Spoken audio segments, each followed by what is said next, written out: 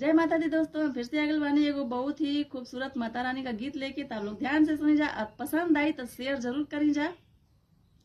कि छाने छाने रूपावा बदल लो हमर मैया महारानी हो, बदल लो हमर मैया महारानी हो।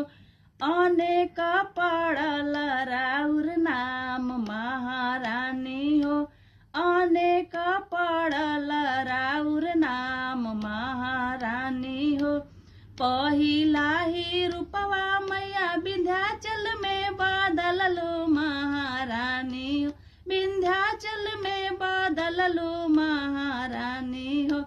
विंध्याचली माई पड़ल राउर नाम महारानी हो, विंध्याचली माई पड़ल राउर नाम महारानी हो।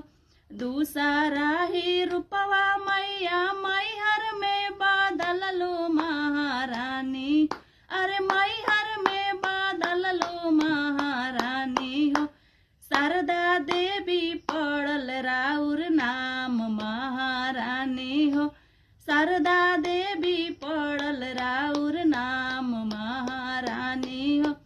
तीसरा ही रूपवा मैया कलकत्ता में बदल लो महारानी, कलकत्ता में बदल लो महारानी हो। अरे काली मैया पड़ल राउर नाम महारानी हो, काली मैया पड़ल राउर नाम महारानी हो। चौथा ही रूपवा मैया सासाराम में बदल लो महारानी।